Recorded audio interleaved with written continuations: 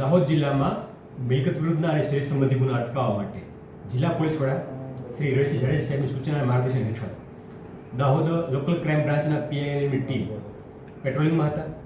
એ દરમિયાન તેમને મળેલી માહિતી આધારે એક આંતરરાજ્ય ગેંગ, ધાડપાડોની ગેંગ, જે તીક્ષ્ણ હથિયાર અને ઘરફોડ લૂંટ ધાડ કરવાના સાધનો લઈ અને દાહોદના હાઈવે વિસ્તારની આસપાસમાં ભટકી રહી છે એ પ્રકારની માહિતી મળતા એલસીબીની ટીમ દ્વારા સમગ્ર વિસ્તારને કોર્ડન કરી સર્ચ ઓપરેશન હાથ ધરવામાં આવ્યું હતું.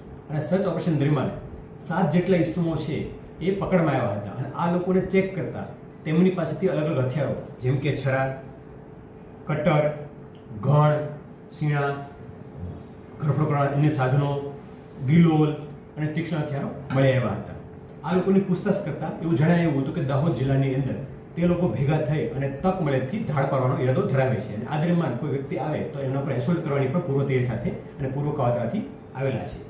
આ લોકોની પ્રાથમિક તપાસમાં એવું જણાવ્યું છે કે આ જે 7 ઇસમો છે એ 7 ઇસમો ખૂબ જ મોટો ગુનાહિત ઇતિહાસ ધરાવે છે. એ સાથે સાથે ઇસમોના જો ઓફેન્સની ગણતરી કરીએ તો ટોટલ 71 ગુના થાય છે કે જે અલગ અલગ રાજ્ય ગુજરાત, મધ્યપ્રદેશ, રાજસ્થાન, ઉત્તર પ્રદેશ અને પંજાબ રાજ્યમાં ગુનાઓ આચરેલા છે.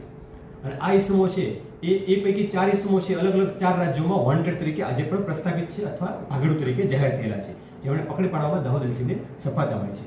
આ તમામ લોકો છે એ મધ્યપ્રદેશના ગુના જિલ્લાના બણભોઈ તાલુકાના બિલાખેડી ગામના છે. અને એક ઇસમ છે એ એમનો જમાઈ લાગે છે જે પંજાબનો હોશિયારપુરનો રહેવાસી છે. આમ બંને રાજ્યના ભેગા મળીને આરોપી આ કૃત્ય માટે આવેલા હોવાનું જણાય આવે છે.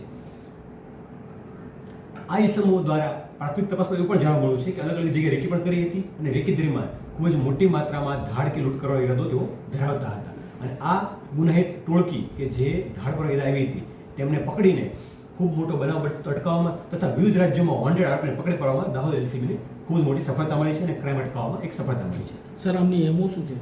આ લોકોની એમો એ પ્રકારની છે કે એ અલગ અલગ જગ્યાએ રેકી કરતા હતા, અલગ અલગ વેશમાં જઈને, અલગ અલગ વેપારના માધ્યમથી જઈને, અને જ્યાં તેઓને લાગે કે મોટો માલ મથ્થો મળે છે તો એ જગ્યાએ રાત્રિના સમયે અથવા દિવસના સમયે પોતાના હથિયાર સાથે જવાનું અને જો કોઈ વ્યક્તિ પ્રતિકાર કરે તો એમના પર એસોલ્ટ કરવાની ટેવ ધરાવે છે અને આ પ્રકારનો ગુનાને અંજામ આપે છે. એમની હિસ્ટ્રી જોવામાં આવે તો એમના પર ચોરી, ઘરફોડ, લૂંટ, મર્ડર અને એક્સટોર્શન સહિતના વિવિધ ગુનાઓ દાખલ થયેલા છે અને ખૂબ જ ગંભીર પ્રકારના ગુનાની માનસિકતા ધરાવતી આ ગેંગ જણાયેલી છે. અત્યારે એમની પાસેથી કયા હથિયારો કે મુદ્દામાલ? અત્યારે એમની પાસેથી મુદ્દામાલની અંદર લાકડા અથવા છરા મળી આવ્યા છે 4, 5, ગ્લોલ 3 મળી આવી છે, ઘણ, દસ્તા 2 નંગ મળી આવ્યા છે, હાઇડ્રોલિક કટર કે જે ગ્રીલ કાપવામાં કે તાળા કાપવા ઉપયોગી થઈ છે એ મળી આવી છે, મોબાઈલ ફોન મળી આવ્યા છે. અને મોબાઈલ ફોનનો ટેકનિકલ સર્વેલન્સ કેની તપાસ હાલમાં ચાલુમાં છે. આરોપીનું પ્રોડક્શન કોર્ટમાં કરાવાયું હતું, તેમને આવતીકાલ સુધીના રિમાન્ડ પણ મળેલા છે.